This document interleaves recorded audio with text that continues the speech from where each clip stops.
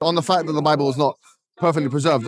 First of all, no, I don't think so. Okay. Because Christians do not hold our scripture in the same way that Muslims hold their scripture. Yeah. So According to Christians, the Bible is a reliable collection of historical documents, written down by eyewitnesses during the lifetime of other eyewitnesses. And I already covered that in this video linked up there. Now, for our Muslims friends, the Bible is not perfectly preserved as the Quran. So what is perfect preservation of the Quran means? Let's dive in. The Quran has been preserved, we believe, since the time of the Prophet till now. Word for word, letter for letter, haraka or vowel sign for vowel sign. When we discuss biblical manuscripts, we should do it in light of Quranic manuscripts. Fact of the matter is, virtually no work has been done on text-critical work on the Quranic manuscripts. Didn't Caliph Omar start the process of compiling the Quran only a few years after Muhammad's death? Yeah, the compilation of the Quran is very different from the Bible. You know, the Bible is 66 books, 39 Old Testament, 27 New Testament. The Quran is very different. And really, it only began to be compiled, according to the Islamic sources now. I'm not sure how much we can trust the Islamic sources. But according to the Islamic sources, the Quran was compiled not by Muhammad's successor. Well, there was a version compiled by his successor, but the final version was compiled by the third successor. And what he did, if you want evidence, by the way, for this, go to the book of Hadith, which is the book of traditions on Muhammad, that is the most trustworthy, according to Sunni Muslims. It's called Sahih al-Bukhari. Go to volume 6, book 61, and read Hadith number 509 and 510. So 661, 509, 510, it shows you that Uthman was willing to collect all the early Quranic manuscripts. He said, make one version of the Quran, and then burn all the evidence. What? So that was the way the Quran initially became compiled. What we learn in these hadith is that Uthman, who was the third caliph in the lineage, it was Muhammad, and then it was Abu Bakr, and then it was Omar, and then it was Uthman. That was kind of the lineage. Uthman had so many differences in the empire on the way that the Quran was being recited and the things that were being said, that he commanded all the Quranic manuscripts be gathered together. By the way, this is about 17 years after Muhammad. He commands all the Quranic manuscripts to be gathered together. He burns them, and he puts out an official Quran. No one ever did that with the Bible. There simply was no way ever for the Bible to have been collected and changed in such a way that no one would be able to trace the differences and the changes. But with Uthman, there certainly was a time that it happened, and it did happen, because the early Islamic records then record things where Muslim scholars are saying, I used to recite this verse, I don't find it in the Quran anymore. If you have a copy of the Yusuf Ali translation of the Quran, go to chapter 33, verse 6. You'll see that one of the earliest and most respected teachers of the Quran, in the footnotes of this Quran, it says that he had different words present there. If you go to Sahih Muslim, you will see that it says whole chapters of the Quran are missing. So we got to make sure that we come at this conversation with an equal standard. Especially when we're discussing the manuscripts. I think part of the reason why Muslims are so comfortable with their Islamic faith is because they haven't critically looked at their own message the way people are so critically looking at the Christian message. Is that you look at the earliest Islamic records and you see Muslims, not just random Muslims, but the Muslims who had been entrusted with the protection of the Quran, arguing with each other over what goes into it and what does not. Where do we start seeing this? Well, we start seeing it in Sahih al-Bukhari, volume 6, book 61. The entire book is a collection of how the Quran came together. Muhammad handpicked 4 teachers of the Quran. Again, according to Sahih Bukhari. Read book 61 of Sahih Bukhari if you want to know how the Quran was compiled. As Muhammad said, if you want to learn the Quran, go to these 4 men.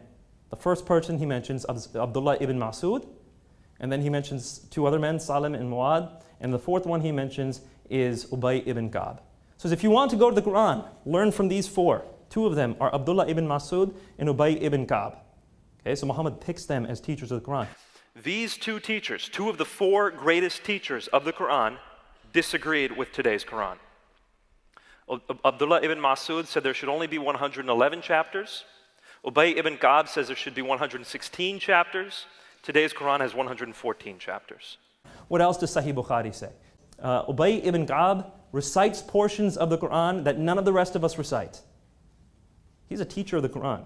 He recites portions of the Quran that none of the rest of us recite, and when asked not to, he says he will not leave it for anything whatsoever, because he heard it from the mouth of Muhammad. Surprising. Abdullah ibn Masud, he's the first one Muhammad mentioned.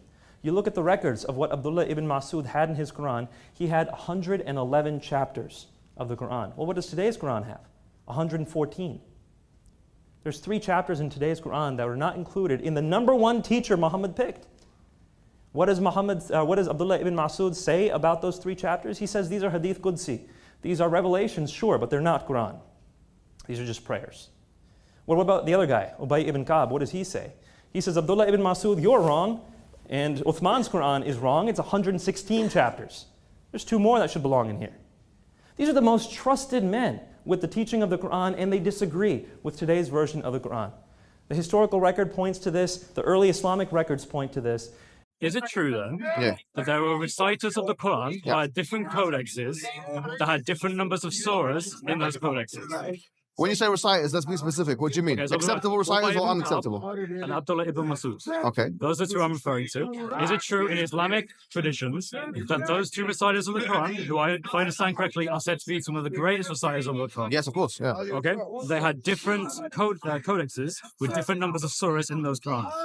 In the beginning, Ibn Mas'ud did not consider Surah Al-Falaq and Surah Al-Nas as part of the Quran. Okay. Yeah.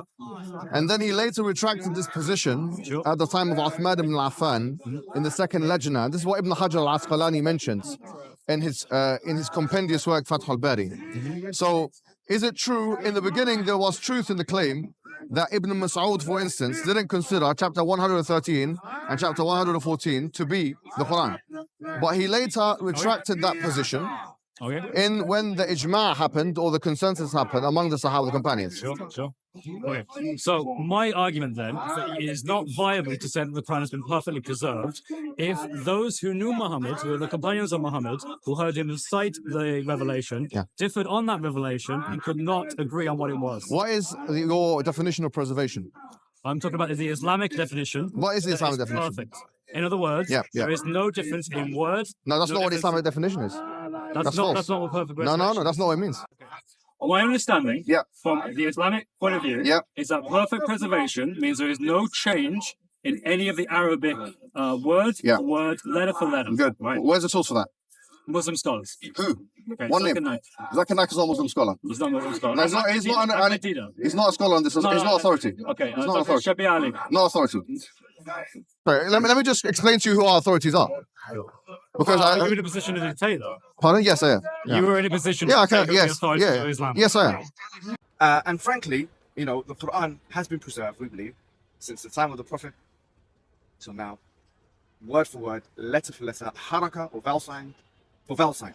There's a lot more, by the way. In Sahih al-Muslim, where it says that the reciters of Basra used to recite large sections of the Quran, but they forgot sections, out of which they remembered only this part. And they would recite portions out of large sections they had forgotten. Those are not found in the Quran today. Now, some people argue those have been abrogated. It doesn't work. For those of you who know the law of abrogation, this does not fit one of the 3 types of abrogation. It doesn't work. It's simply lost. So you have the early Muslims arguing over these things. You have records saying portions are lost. So this isn't just minor differences. These are whole chapters that include the canonical differences. You cannot, once again, objectively conclude that the Quran has been perfectly preserved. Again, you can defend it. As a defensive position, sure, defend it all you want. And I'm not up here arguing that the theology has been changed. I'm not arguing that. I think the early Muslims did an excellent job of preserving their theology. I'm just talking about the verbatim preservation of the Quran. There's no good reason to believe that once you look at the earliest sources, unless you're coming at it from a defensive angle. And yet the Muslim claim is this is the original revelation given to Muhammad. It's never been changed. Do most Muslims know what you just said? Some do. And some will say that Uthman accurately gathered that which Allah wanted him to gather. Everything that was burned was variant. But that requires faith. That's not an evidence-based position. When it came to Jesus, I was extremely skeptical of the Gospel of John, for example, because John's Gospel, according to critical scholars now, not according to Christians, but according to critical scholars, John's Gospel is written between 60 and maybe at the latest 70 years after Jesus' death. And so I was critical of John's Gospel. The first time anyone wrote anything about Muhammad's life was 150 years after his death. And then the person who wrote it, actually that book was lost. And what we have is somebody else who saved portions of that book and said, I only saved a portion of this book because the rest of it I felt was just unbelievable. So the first piece of evidence we have on Muhammad's life comes much, much later than the first evidence we have on Jesus' life, and it was claimed by the person who saved it to have been unreliable.